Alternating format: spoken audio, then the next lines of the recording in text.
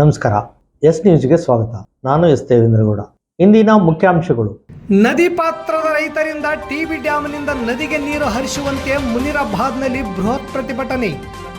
ಮಹಿಳೆಯರ ಕುರಿತು ಅಸಭ್ಯ ಹಾಗೂ ಆಕ್ಷೇಪಾರ್ಹ ಮಾತನಾಡಿದ ಮದರಕಲ್ಲಿನ ರಾಜಯೋಗಿ ನಾಮದೇವೇಗೌಡ ವಿರುದ್ಧ ಕಾನೂನು ಕ್ರಮಕ್ಕೆ ಜೆಎಂಎಸ್ ಒತ್ತಾಯ.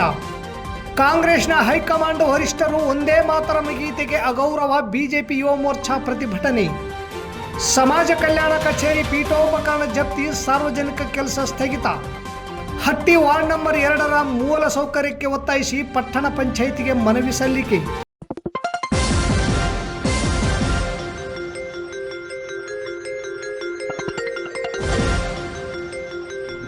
ಎಸ್ ನ್ಯೂಸ್, ಇದು ನಿಮ್ಮ ಧ್ವನಿ. ವಾರ್ತೆಗಳ ವಿವರ. ತುಂಗಭದ್ರಾ ಡ್ಯಾಂನಿಂದ ಆಗಸ್ಟ್ 11ರಿಂದಲೇ ಎಡದಂಡೆ ಮತ್ತು ಬಲದಂಡೆ ಸೇರಿದಂತೆ ಇನ್ನಿತರ ಕಾಲುವೆಗಳಿಗೆ ನೀರು ಹರಿಸಲಾಗಿದೆ. ಅದೇ ರೀತಿಯಲ್ಲಿ ತುಂಗಭದ್ರಾ ನದಿ ಪಾತ್ರದಲ್ಲಿರುವ ಕೊಪ್ಪಳ ತಾಲೂಕು, ಸಿರುಗುಪ್ಪ ತಾಲೂಕು, ಸಿಂಧನೂರು ತಾಲೂಕು ಹಾಗೂ ಮಾನ್ವಿ ತಾಲೂಕುಗಳ ನದಿ ಪಾತ್ರದ ಪ್ರತಿ ಗ್ರಾಮಗಳಲ್ಲಿ ಸರಿಸುಮಾರು 2 ಲಕ್ಷಕ್ಕೂ ಹೆಚ್ಚು ಕುಟುಂಬಗಳು ವಾಸ ಮಾಡುತ್ತಿದ್ದು, ರೈತರು ಪಂಪ್ಸೆಟ್ ಹಚ್ಚಿ ವ್ಯವಸಾಯ ಮಾಡುತ್ತಿದ್ದು, ನದಿಗೆ ಈ ಕೂಡಲೇ ನೀರು ಹರಿಸಬೇಕೆಂದು ಒತ್ತಾಯಿಸಿ ಮುನಿರಾಬಾದ್ ತುಂಗಭದ್ರಾ ಅಣೆಕಟ್ಟು ಮಂಡಳಿಯ ಕಾಡಾ ಕಚೇರಿ ಎದುರಿಗೆ ಬೃಹತ್ ಪ್ರತಿಭಟನೆ ನಡೆಸಲಾಯಿತು. ಟಿಬಿ ಡ್ಯಾಂನ ನದಿಯು ಈಗ ಸುಮಾರು 4-6 ತಿಂಗಳಿಂದ ನೀರಿಲ್ಲದೆ ಒಣಗಿದ್ದು, ನದಿ ಪಾತ್ರದ ಜಾನುವಾರುಗಳಿಗೆ ನೀರು ಸಿಗದೆ ಪರದಾಡುತ್ತಿದ್ದಾರೆ. ಬ್ರಿಜೇಶ್ ಪಾಟೀಲ್ ಆಯೋಗ ಕೃಷ್ಣ ಜಲ ವಿವಾದ ಮಂಡಳಿ ಆದೇಶ ಸಂಪುಟ 4ರಲ್ಲಿ ಪುಟ ಸಂಖ್ಯೆ 723ರಲ್ಲಿ ಕೃಷ್ಣ ಕಣಿವೆ ವ್ಯಾಪ್ತಿಯಲ್ಲಿ ಬರುವ ಎಲ್ಲ ಉಪನದಿಗಳಲ್ಲಿ ನದಿ ನೀರು ಬತ್ತದ ಹಾಗೆ ನೋಡಿಕೊಳ್ಳಲು, ಪುಟ ಸಂಖ್ಯೆ 224ರಲ್ಲಿ ನೀರಿನಲ್ಲಿ ಷೇರು ಹಂಚಿಕೆ ನದಿಯ ಒಟ್ಟು ಇಳುವರಿಯನ್ನು ಗಣನೆಗೆ ತೆಗೆದುಕೊಂಡು ಪರಿಸರ ಗಮನದಲ್ಲಿಟ್ಟುಕೊಂಡು ನಿರ್ವಹಣೆಗೆ ಪ್ರತ್ಯೇಕ ನೀರಿನ ಪಾಲನ್ನು ಕಲ್ಪಿಸಬೇಕು. ನ್ಯಾಯಮಂಡಳಿಯ ಆದೇಶದಂತೆ ಕ್ರಮ ಕೈಗೊಂಡು ತುಂಗಭದ್ರಾ ಜಲಾಶಯದಿಂದ ತುಂಗಭದ್ರಾ ನದಿಗೆ ನೀರು ಹರಿಸಲು ಅಗತ್ಯ ಕ್ರಮ ಕೈಗೊಳ್ಳಲು ಈಗಾಗಲೇ ಸುಮಾರು ಸಲ ತುಂಗಭದ್ರಾ ಬೋರ್ಡ್ ಅಧಿಕಾರಿಗಳ ಮತ್ತು ಸಚಿವರಿಗೆ ಮನವಿ ಮಾಡಿಕೊಂಡರೂ ಕೂಡ ಇದು 40 ವರ್ಷಗಳಿಂದ ಪ್ರತಿ ವರ್ಷವೂ ಇದೇ ಸಮಸ್ಯೆ ಉದ್ಭವಿಸುತ್ತಿದ್ದು, ಶಾಶ್ವತ ಪರಿಹಾರ ಕಲ್ಪಿಸಬೇಕೆಂದು ಆಗ್ರಹಿಸಿದರು. ಸಿಂಧನೂರು ಶಾಸಕ ಹಂಪನಗೌಡ ಬಾದರ್ಲಿಯವರು ತುಂಗಭದ್ರಾ ಬೋರ್ಡ್ ಅಧಿಕಾರಿಗಳೊಂದಿಗೆ ಚರ್ಚಿಸಿ ನದಿ ಪಾತ್ರದ ರೈತರು ಜಾನುವಾರುಗಳ ರಕ್ಷಣೆಗೆ ನದಿಗೆ ನೀರು ಬಿಡುವಂತೆ ಒತ್ತಾಯಿಸಿ ಅಲ್ಲಿನ ಜನರ ಪರಿಸ್ಥಿತಿ ಬಗ್ಗೆ ವಿವರಿಸಿ ಅವರಿಗೆ ಮನವರಿಕೆ ಮಾಡಿ ಕನಿಷ್ಠ 2,000 ಕ್ಯೂಸೆಕ್ ನೀರು ಇಂದಿನಿಂದಲೇ ನದಿಗೆ ಬಿಡುವಂತೆ ಒತ್ತಾಯಿಸಿ 2,000 ಕ್ಯೂಸೆಕ್ ನೀರನ್ನು ಡಿಸೆಂಬರ್ ತಿಂಗಳವರೆಗೆ ನದಿಗೆ ಹರಿಸಲು ಕಾರಣರಾದರು. ಈ ಸಂದರ್ಭದಲ್ಲಿ ಮಾಜಿ ಶಾಸಕ ದಡೇಸೂಗೂರು ಬಸವರಾಜ್, ಸೋಮಲಿಂಗಪ್ಪ, JDS ಮುಖಂಡ ಬಸವರಾಜ ನಾಡಗೌಡ, ತುಂಗಭದ್ರಾ ಅಣೆಕಟ್ಟಿನ ತುಂಗಭದ್ರಾ ನದಿ ಪಾತ್ರದ ರೈತ ಸಂಘದ ಮುಖಂಡರಾದ ಚನ್ನಬಸವ ಉಪ್ಪಳ, ಅಶೋಕ್ ಭೂಪಾಲ್, ಕಾಸಿಂ ಸಾಬ್ ದಡೇಸೂಗೂರು, ಎಂ ಲಿಂಗಪ್ಪ, ಬಸಮೂರು ಪಾಟೀಲ್ ಹುಡ, ಅಮಾಜಪ್ಪ ಮುಕುಂದ, ಗೋಪಾಲ್ ರೆಡ್ಡಿ ಸೇರಿದಂತೆ ಸಾವಿರಾರು ಸಂಖ್ಯೆಯಲ್ಲಿ ರೈತರು ಈ ಬೃಹತ್ ಪ್ರತಿಭಟನೆಯಲ್ಲಿ ಭಾಗವಹಿಸಿ ಪ್ರತಿಭಟಿಸಿದರು. ಮಹಿಳೆಯರ ಮುಂದೆ ಮಹಿಳೆಯರ ಖಾಸಗಿ ಅಂಗಾಂಗಗಳ ಕುರಿತು ಅಸಭ್ಯ ಹಾಗೂ ಅವಹೇಳನಕಾರಿ ಹೇಳಿಕೆ ನೀಡಿರುವ ಆರೋಪದ ಹಿನ್ನೆಲೆಯಲ್ಲಿ ಸ್ವಯಂ ಘೋಷಿತ ರಾಜಯೋಗಿ ನಾಮದೇವೇಗೌಡ ವಿರುದ್ಧ ಕಠಿಣ ಕಾನೂನು ಕ್ರಮ ಕೈಗೊಳ್ಳಲು ಅಖಿಲ ಭಾರತ ಜನವಾದಿ ಮಹಿಳಾ ಸಂಘಟನೆ ಒತ್ತಾಯಿಸಿದೆ. ರಾಯಚೂರು ಜಿಲ್ಲೆಯ ಅರಕೆರೆ ತಾಲೂಕಿನ ಪಲಕನಮರಡಿ ಗ್ರಾಮ ಪಂಚಾಯತ್ ವ್ಯಾಪ್ತಿಯ ಮದರಕಲ್ ಗ್ರಾಮದಲ್ಲಿ ಸ್ವಯಂ ಘೋಷಿತ ರಾಜಯೋಗಿ ಎಂದು ಹೇಳಿಕೊಳ್ಳುವ ನಾಮದೇವೇಗೌಡ ಎಂಬುವರು ಧಾರ್ಮಿಕ ಬೋಧನೆಯ ಹೆಸರಿನಲ್ಲಿ ಮಹಿಳೆಯರನ್ನು ತಮ್ಮ ಮುಂದೆ ಕೂರಿಸಿಕೊಂಡು ಅತ್ಯಂತ ಅಸಭ್ಯ ಹಾಗೂ ಆಕ್ಷೇಪಾರ್ಹ ರೀತಿಯಲ್ಲಿ ಮಾತನಾಡಿರುವ ವಿಡಿಯೋವೊಂದು ಹರಿದಾಡುತ್ತಿದೆ. ವಿಡಿಯೋದಲ್ಲಿ ಮಹಿಳೆಯರ ಖಾಸಗಿ ಅಂಗಾಂಗಗಳ ಕುರಿತು ಗುಪ್ತ ಎಂದರೆ ಇಂದಿನದು ಮತ್ತು ಮುಂದಿನದು, ಸೀರೆ ಸರಿಸಿದರೆ ಜಗತ್ತೇ ಕಾಣುತ್ತದೆ ಎಂಬಂತಹ ಅಸಭ್ಯ ಹೇಳಿಕೆಗಳನ್ನು ನೀಡಿರುವುದು ವಿಡಿಯೋದಲ್ಲಿ ಕಾಣಬಹುದಾಗಿದೆ.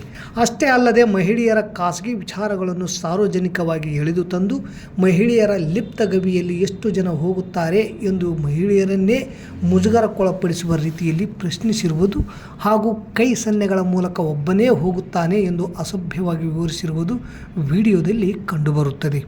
ಧಾರ್ಮಿಕ ಪ್ರವಚನದ ವೇದಿಕೆಯನ್ನು ಬಳಸಿಕೊಂಡು ಮಹಿಳೆಯರ ದೇಹ ಮತ್ತು ಖಾಸಗಿ ಅಂಗಾಂಗಗಳ ಬಗ್ಗೆ ಈ ರೀತಿಯಾಗಿ ಮಾತನಾಡುವುದು ಧಾರ್ಮಿಕ ಬೋಧನೆಯಲ್ಲ, ಮಹಿಳೆಯರ ಘನತೆ, ಗೌರವ ಮತ್ತು ಆತ್ಮಗೌರವಕ್ಕೆ ಮಾಡುವ ಅವಮಾನ ಎಂದು ಜನವಾದಿ ಮಹಿಳಾ ಸಂಘಟನೆ ಜಿಲ್ಲಾ ಸಮಿತಿ ತೀವ್ರವಾಗಿ ಖಂಡಿಸುತ್ತದೆ. ಮಹಿಳೆಯರನ್ನು ಮುಂದೆ ಕೂರಿಸಿಕೊಂಡು ಅವರ ಖಾಸಗಿ ವಿಚಾರಗಳನ್ನು ಬಹಿರಂಗವಾಗಿ ಚರ್ಚಿಸಿ ಅಸಭ್ಯ ಪದಗಳು ಹಾಗೂ ಸನ್ನೆಗಳ ಮೂಲಕ ಮುಜುಗರಕ್ಕೀಡು ಮಾಡುವಂತಹ ವರ್ತನೆಯನ್ನು ಯಾವುದೇ ಕಾರಣಕ್ಕೂ ಸಹಿಸಲು ಸಾಧ್ಯವಿಲ್ಲ. ಧರ್ಮದ ಹೆಸರಿನಲ್ಲಿ ಇಂತಹ ಹೇಳಿಕೆಗಳಿಗೆ ಕಡಿವಾಣ ಹಾಕದಿದ್ದರೆ ಮುಂದಿನ ದಿನಗಳಲ್ಲಿ ಇಂತಹ ಕೃತ್ಯಗಳಿಗೆ ಮತ್ತಷ್ಟು ಉತ್ತೇಜನ ಸಿಗುವ ಅಪಾಯವಿದೆ. ಆದ್ದರಿಂದ ವಿಡಿಯೋದಲ್ಲಿರುವ ಹೇಳಿಕೆಗಳನ್ನು ತಕ್ಷಣ ಪರಿಶೀಲಿಸಿ ಅವರ ಮೇಲೆ ಪ್ರಕರಣ ದಾಖಲಿಸಿ ಸೂಕ್ತ ಕ್ರಮ ಕೈಗೊಳ್ಳಬೇಕು. ಅವರ ಚಟುವಟಿಕೆಗಳಿಂದ ಗ್ರಾಮದಲ್ಲಿ ಅಶಾಂತಿ ಮತ್ತು ಸಾರ್ವಜನಿಕ ಸುವ್ಯವಸ್ಥೆಗೆ ಧಕ್ಕೆ ಉಂಟಾಗುವ ಸಾಧ್ಯತೆ ಇದೆ ಎಂಬ ಗಂಭೀರ ಆರೋಪಗಳು ಗ್ರಾಮಸ್ಥರು ಮಾಡುತ್ತಿದ್ದಾರೆ. ಈ ಬಗ್ಗೆ ಕೂಡ ತನಿಖೆ ಮಾಡಿ ತಪ್ಪಿತಸ್ಥ ಸ್ವಾಮೀಜಿಯವರ ಮೇಲೆ ಕಾನೂನು ಕ್ರಮ ಜರುಗಿಸಬೇಕೆಂದು ಈ ಮೂಲಕ ಅಖಿಲ ಭಾರತ ಜನವಾದಿ ಮಹಿಳಾ ಸಂಘಟನೆ ರಾಯಚೂರು ಜಿಲ್ಲಾ ಸಮಿತಿ ಒತ್ತಾಯಿಸುತ್ತದೆ. ಕಾಂಗ್ರೆಸ್ ಹೈಕಮಾಂಡ್ ವರಿಷ್ಠರಾದ ಸೋನಿಯಾ ಗಾಂಧಿ, ರಾಹುಲ್ ಗಾಂಧಿ ಒಂದೇ ಮಾತರಂ ಗೀತೆಗೆ ಅಗೌರವ ತೋರಿದ್ದಾರೆ ಎಂದು ಸಿಂಧನೂರು ತಾಲೂಕಾ ಬಿಜೆಪಿ ಯುವ ಮೋರ್ಚಾ ವತಿಯಿಂದ ಇಂದು ಪ್ರತಿಭಟನೆ ನಡೆಸಲಾಯಿತು. ನಗರದ ಪ್ರವಾಸಿ ಮಂದಿರದಿಂದ ಪ್ರತಿಭಟನಾ ಮೆರವಣಿಗೆ ಮಹಾತ್ಮ ಗಾಂಧಿ ವೃತ್ತದವರೆಗೆ ನಡೆಸಿ ಕಾಂಗ್ರೆಸ್ನ ವರಿಷ್ಠರ ವಿರುದ್ಧ ಧಿಕ್ಕಾರ ಕೂಗಿ ಸೋನಿಯಾ ಗಾಂಧಿ ಹಾಗೂ ರಾಹುಲ್ ಗಾಂಧಿ ಕ್ಷಮೆ ಕೇಳಬೇಕು ಎಂದು ಆಕ್ರೋಶ ವ್ಯಕ್ತಪಡಿಸಿದರು. ಈ ಸಂದರ್ಭದಲ್ಲಿ ಬಿಜೆಪಿ ನಗರ ಮೋರ್ಚಾದ ಅಧ್ಯಕ್ಷ ಸಿದ್ದರಾಮೇಶ್ ಮನ್ನಾಪುರ್, ಯುವ ಮೋರ್ಚಾ ಅಧ್ಯಕ್ಷ ಮುತ್ತು ಬರ್ಸಿ, ಮುಖಂಡರಾದ ರವಿ ರಾಠೋಡ್, ರಾಜು ಅಡವಿಬಾವಿ, ಅಕ್ಷಯ್ ಗೌಡ, ಸೋಮನಾಥ್ ಕಲ್ಲೂರ್, ವಂಶಿ ಕೃಷ್ಣ, ಕೃಷ್ಣಪ್ಪ ರಾಠೋಡ್, ಸಿದ್ದು ಹೂಗಾರ್ ಸೇರಿದಂತೆ ಯುವ ಮೋರ್ಚಾದ ಅನೇಕ ಪದಾಧಿಕಾರಿಗಳು ಇದ್ದರು. ಸಮಾಜ ಕಲ್ಯಾಣ ಇಲಾಖೆ ವತಿಯಿಂದ ನಡೆಯುವ ವಸತಿ ನಿಲಯ ಕಟ್ಟಡ ಬಾಡಿಗೆ ಹಣ ಕಟ್ಟದೇ ಇರುವುದರಿಂದ ಕಟ್ಟಡ ಮಾಲೀಕ ಖಾಜಾ ಸಾಹೇಬ್ ನ್ಯಾಯಾಲಯದಿಂದ ಪೀಠೋಪಕರಣ ಜಪ್ತಿ ಮಾಡಿಸಿದ್ದಾರೆ. ನ್ಯಾಯಾಲಯ ಆದೇಶದಂತೆ ನ್ಯಾಯಾಲಯ ಸಿಬ್ಬಂದಿಗಳು ಸಮಾಜ ಕಲ್ಯಾಣ ಇಲಾಖೆಯ ಪೀಠೋಪಕರಣಗಳನ್ನು ಜಪ್ತಿ ಮಾಡಿದ ನಂತರ ಅಧಿಕಾರಿಗಳು ಕಚೇರಿ ಒಂದು ಕಡೆ ಬಾಗಿಲು ಹಾಕಿ ಮತ್ತೊಂದು ಕಡೆ ಬಾಗಿಲು ತೆಗೆದು 2 ಕುರ್ಚಿಗಳನ್ನು ಹಾಕಿಕೊಂಡು ಕೆಲಸ ಇಲ್ಲದೆ ಕುಳಿತುಕೊಂಡಿದ್ದಾರೆ. ಪೀಠೋಪಕರಣ ಜಪ್ತಿಯಿಂದ ಸಾರ್ವಜನಿಕರ ಸರ್ಕಾರದ ಕೆಲಸ ಕಾರ್ಯಗಳು ಸ್ಥಗಿತಗೊಂಡಿವೆ. ಇದರಿಂದ ಸಾರ್ವಜನಿಕರ ಆಕ್ರೋಶ ಕಾರಣವಾಗಿದ್ದು ಕಂಡುಬಂತು. ಸಾರ್ವಜನಿಕ ಆಕ್ರೋಶ ನಂತರ ಕಚೇರಿಯ ಕೆಲಸಗಳನ್ನು ಪರಿಶಿಷ್ಟ ಪಂಗಡ ಕಲ್ಯಾಣ ಇಲಾಖೆಯ ಕಂಪ್ಯೂಟರ್ಗಳಲ್ಲಿ ಅಧಿಕಾರಿಗಳು ಹಾಗೂ ಸಿಬ್ಬಂದಿಗಳು ಕೆಲಸ ಮಾಡುತ್ತಿರುವುದರಿಂದ ಪರಿಶಿಷ್ಟ ಪಂಗಡ ಕಲ್ಯಾಣ ಇಲಾಖೆಯ ಕೆಲಸಗಳು ನಿಧಾನವಾಗುತ್ತಿವೆ. ಇದರಿಂದ ಪರಿಶಿಷ್ಟ ಪಂಗಡ ಕಲ್ಯಾಣ ಇಲಾಖೆಯ ಸಿಬ್ಬಂದಿಗಳು ನಮ್ಮ ಕೆಲಸ ಆಗುತ್ತಿಲ್ಲ, ಅಂಥದ್ರಲ್ಲಿ ಇವರ ಕೆಲಸ ಮಾಡಲು ನಮ್ಮ ಕಂಪ್ಯೂಟರ್ ಬಳಕೆ ಮಾಡಲು ಕೊಡಬೇಕಾಗಿದೆ ಎಂದು ಬೇಸರ ವ್ಯಕ್ತಪಡಿಸಿದರು. ಕಚೇರಿಯ ಪೀಠೋಪಕರಣಗಳನ್ನು ನ್ಯಾಯಾಲಯ ಜಪ್ತಿ ಮಾಡಿದ ನಂತರ ನಮ್ಮ ಇಲಾಖೆಯ ಕೆಲಸಗಳನ್ನು ಪರಿಶಿಷ್ಟ ಪಂಗಡ ಕಲ್ಯಾಣ ಇಲಾಖೆಯಲ್ಲಿ ಕುಳಿತು ಕೆಲಸ ಮಾಡುತ್ತಿದ್ದೇವೆ ಎಂದು ಕಚೇರಿಯ ಮ್ಯಾನೇಜರ್ ಮಹಾಂತೇಶ್ ತಿಳಿಸಿದರು. ಎಲ್ಲ ಇಲಾಖೆಗಳಿಗಿಂತ ಸಮಾಜ ಕಲ್ಯಾಣ ಇಲಾಖೆಯ ದೊಡ್ಡ ಇಲಾಖೆಯಾಗಿದೆ. ಅಂತಹ ಇಲಾಖೆಯ ಅಧೀನದಲ್ಲಿ ನಡೆಯುವ ವಸತಿ ನಿಲಯ ಬಾಡಿಗೆ ಕಟ್ಟಡ ಹಣ ಕಟ್ಟದೆ ನ್ಯಾಯಾಲಯ ಕಚೇರಿಯ ಪೀಠೋಪಕರಣ ಜಪ್ತಿ ಮಾಡಿದ್ದು ಸಮಾಜ ಕಲ್ಯಾಣ ಇಲಾಖೆಯ ಜೊತೆಗೆ ಸರ್ಕಾರಕ್ಕೆ ನಾಚಿಕೆ ಬರುವಂಥದ್ದು. ಇನ್ನು ಮುಂದೆಯಾದರೂ ಸಮಾಜ ಕಲ್ಯಾಣ ಸಚಿವ ಮುನಿಯಪ್ಪ ಕಚೇರಿಯ ಪೀಠೋಪಕರಣ ಜಪ್ತಿ ಮಾಡಲಾಗದಂತೆ ನೋಡಿಕೊಳ್ಳುವ ಮೂಲಕ ಇಲಾಖೆಯ ಮಾನ ಮರ್ಯಾದೆ ಉಳಿಯಬೇಕಾದರೆ ಸರ್ಕಾರಿ ಜಾಗದಲ್ಲಿ ಸ್ವಂತ ಕಟ್ಟಡ ಕಟ್ಟುವ ಕೆಲಸ ಮಾಡಬೇಕು ಎನ್ನುವುದು ಸಾರ್ವಜನಿಕರ ಅನಿಸಿಕೆಯಾಗಿದೆ.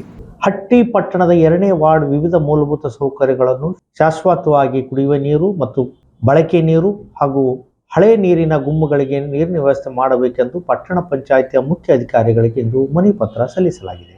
ಇದೇ ವೇಳೆ ಕೆಪಿಆರ್ಎಸ್ ಜಿಲ್ಲಾ ಉಪಾಧ್ಯಕ್ಷರಾದ comrade Panchalayya, Hatti camp comrade Ningappa M Veerapur, CITU ಮತ್ತು ಸಿಡಬ್ಲ್ಯೂಎಫ್ಐ ಸಂಘಟನೆಯ ಮುಖಂಡರಾದ ಆಜಿಬಾಬ್ ಕಟ್ಟಿಮನಿ, ಸಿಐಟಿಯು ಸಂಘಟನೆಯ ಫಕ್ರುದ್ದೀನ್ ಮುಲ್ಲಾ, ಅಲ್ಲಾ ಬಕ್ಷ ದೇವಪುರ, ಅಖಿಲ ಭಾರತ ಜನವಾದಿ ಮಹಿಳಾ ಸಂಘಟನೆಯ ಮುಖಂಡರಾದ ಸಹರಾ, ರಜಿಯಾ, ಹುಸೇನ್ ಬಿ, ಡಿವೈಎಫ್ಐ ಸಂಘಟನೆಯ ಮುಖಂಡರು, ಇಮ್ರಾನ್, 2ನೇ ವಾರ್ಡ್ ಸಾರ್ವಜನಿಕ ಇತರರು ಸೇರಿದಂತೆ ಅನೇಕರಿದ್ದರು. ಇಲ್ಲಿಗೆ ವಾರ್ತಾ ಪ್ರಸಾರ ಮುಕ್ತಾಯವಾಯಿತು. ನಿರಂತರ ಸುದ್ದಿಗಾಗಿ ವೀಕ್ಷಿಸಿ ಎಸ್ ನ್ಯೂಸ್, ಇದು ನಿಮ್ಮ ಧ್ವನಿ. ನಮಸ್ಕಾರ.